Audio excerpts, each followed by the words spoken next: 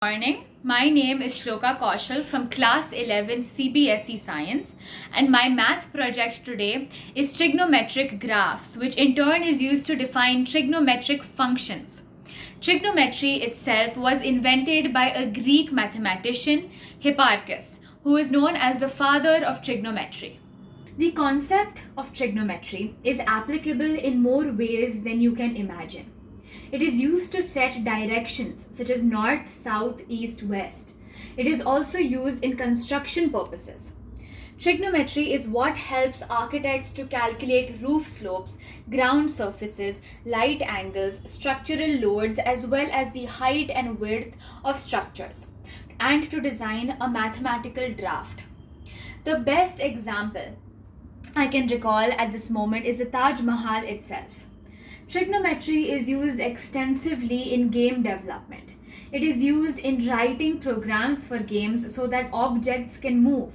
It is also used for designing characters and sets. Now, a brief about the project that I have created.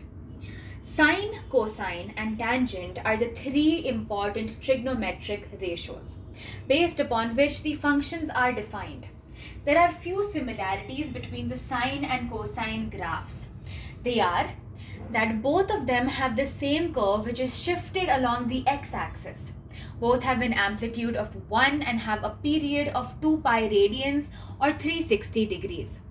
To draw the trigonometric graph, we should know three basic things: the amplitude, the period, and phase. The amplitude, which indicates the absolute value of any number multiplied with it on the trigonometric function. The period, which goes from any point to the next matching point, and phase, which indicates how far the function has shifted from the usual position horizontally. Now, if we look at the model, the first graph indicates sine. The roots or the zeros of sine are at multiples of pi radian or 180 degrees. The period of the sine function is 2 pi radian or 360 degrees. The maximum value on the sine graph is 1, which is located at pi by 2 radians, and minus 1 is the minimum value located at 3 pi by 2 radians or 270 degrees.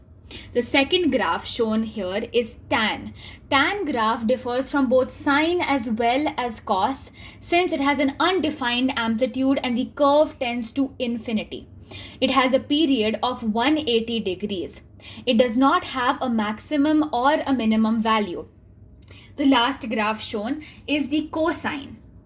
It is very similar to that of the sine graph. The maximum value is 1, located at 0, as well as 4 pi radian, and the minimum value is minus 1 at 2 pi radian. The period of the cosine function is similar to that of the sine function. It is 2 pi radian. Thank you. Hello, I'm Shardul Tavse, and this is my explanation video for the Maths in Nature activity. So I have created a live presentation come project on the topic Fibonacci series, which is a very well-known series in the field of maths. What Fibonacci series basically is a sequence in which the number is the sum of preceding two numbers starting from 0 and 1. So as a formula, this can be represented as fn is equal to fn minus 1 plus fn minus 2, where n is greater than 1. Now, where is Fibonacci series seen in nature? There are many examples, out of which I have explained two in this project. The first one is in form of seashells. Now, in here I have drawn the representation of Fibonacci series as a graph or as a curve. If you see neatly, the curve starts from here and it goes in such a manner. If you compare this with the seashells found on the seashore, you can observe that the curve is similar to that of Fibonacci series. Here it is explained properly with the help of this image. Similarly, this is an image of another seashell which also follows the Fibonacci series. Now we have to note that all shells found do not follow Fibonacci series. We have to select few of them. So I have collected few shells which follow Fibonacci series. You may see it clearly. And I have also marked here on the shell the Fibonacci series curve.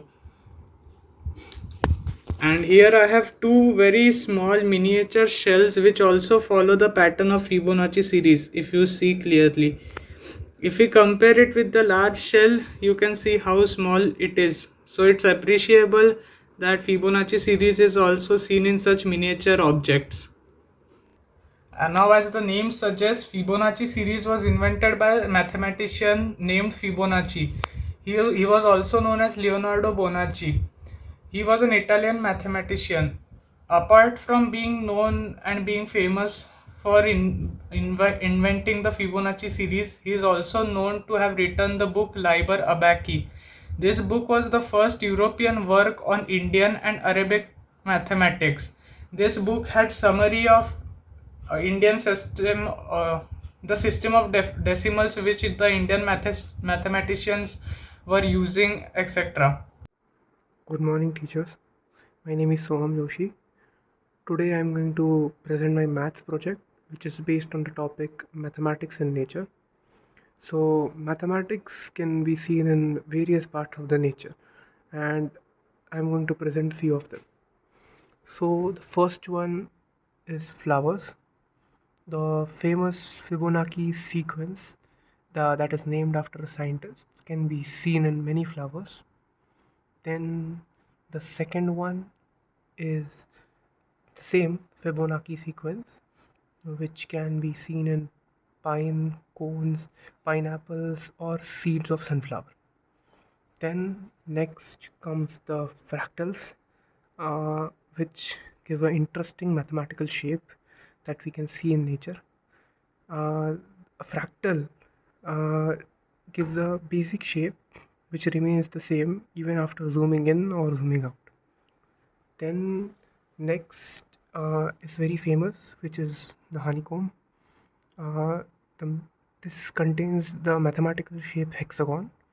Hexagon is a six-sided polygon with equal length. A beehive contains thousands of these shapes. The next is the same hexagon shape, which can be seen in a snowflake.